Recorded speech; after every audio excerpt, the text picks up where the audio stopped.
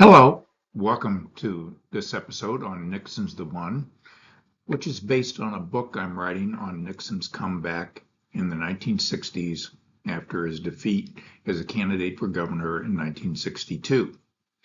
This episode focuses specifically on repudiating the Birchers, or the members of the John Birch Society, and its then leader, Robert Welch.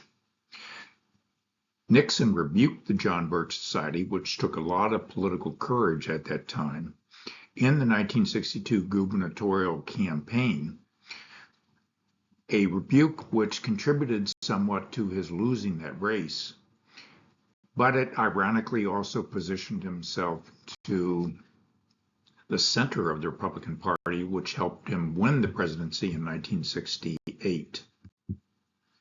The John Birch Society provoked a lot of controversy because of many statements that it made from its leader, Robert Welch, who had some deep concerns about the role of communism in the United States. And the California Republican Assembly was an independent organization affiliated with the Republican Party that made separate endorsements from the party itself for candidates in California at the time. And Nixon made a statement in April of 1962 to that society requesting that it repudiate the John Birch Society and its leadership.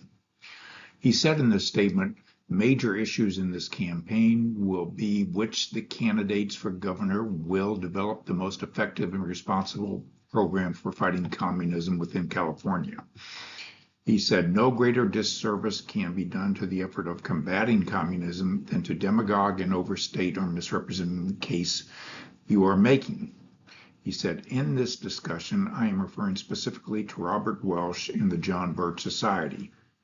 He went on to say that Welch has described President Eisenhower, former President Eisenhower, as a dedicated, conscious agent of the communist conspiracy. He said that no responsible candidate, member, or unit of the Republican Party can traffic with this viewpoint. He went on to say in that same statement that no Republican organization can compromise with the demagoguery and totalitarian views of Robert Welch, the then leader of who was also the founder of the John Birch Society. In an earlier statement in California in February of 1962, Nixon said, I say that no Republican candidate for office should seek or accept the support of an organization whose acknowledged leader has said on several occasions that Dwight Eisenhower and John Foster Dulles, then the Secretary of State in the Eisenhower administration, were conscious agents of the communist conspiracy.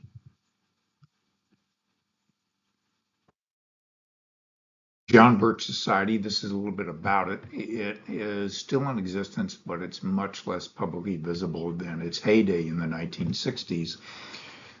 On its website, you can find its constitutional mission, which is to bring about less government, more responsibility, and a better world, providing leadership, education, and organized volunteer action in accordance with moral and constitutional principles. Its agenda on its website is stated as the following. In part, defeat the conspiracy, expose the deep state, stop the Great Reset, stop the New World Order, get us out of the United Nations, get us out of the U.S., Mexican, Canadian Free Trade Agreement, and stop the globalist trade agenda. This sounds remarkably familiar. The ideas are alive and well today in President Trump's America First movement. This is a little bit about Welch and his background from its website. He was an extremely controversial figure at the time and added greatly to the controversy over the John Birch Society. Many people renounced him, although they said that perhaps some of the members of the John Birch Society were not as wedded to his extremist views as he was. Several prominent Republicans at the time made statements about the John Birch Society and its leadership. Former President Reagan at the time in the 1960s, said, "I do not agree with everything about the John Birch Society, but it has never been found to be subversive or desirous of infringing on individual rights." Barry Goldwater, the 1964 Republican nominee for president, said, "I would not call him, Robert Welch, a friend, and he would not call me a friend." Goldwater went on to say, "I publicly repudiated him many, many, many times." And former Senator John Tower of Texas, who was elected in 1961 to replace Lyndon Johnson as the senator from Texas, said that, "I demand that conservatives reject Mr. Welch's leadership."